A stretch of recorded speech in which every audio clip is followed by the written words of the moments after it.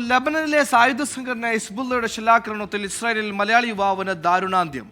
കൊല്ലം വാടി സ്വദേശി പാറ്റ് നിബിൻ മാക്സ്വെല്ലാണ് കൊല്ലപ്പെട്ടത്.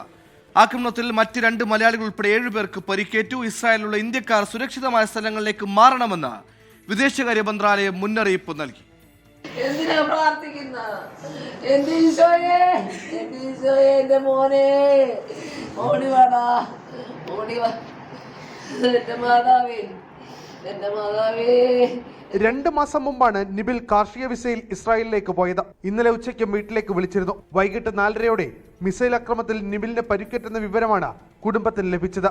പിന്നെ ഈ മരണം അറിയുന്നത് 12:45 രാത്രി മരിച്ചെന്ന് ഡിക്ലെയർ വരുന്നത് 12:45. 2 മാസമായുള്ളൂ. രണ്ടുപേരും 2 മാസമായുള്ളൂ പോയിട്ട്.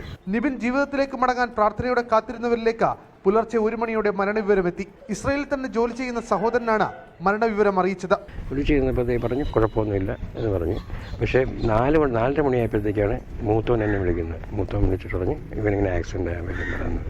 സ്പോൺസറുടെ സഹായത്തോടെ 4 ദിവസത്തിനുള്ളിൽ മൃതദേഹം നാട്ടിലെത്തിക്കാൻ കഴിയുമെന്നാണ് കുടുംബത്തിന്റെ പ്രതീക്ഷ. മൃതദേഹം നാട്ടിലെത്തിക്കാനുള്ള നടപടികൾ ചെയ്തെന്ന് കേന്ദ്ര വിദേശകാര്യ സഹമന്ത്രി വി മുരളീധരൻ പറഞ്ഞു.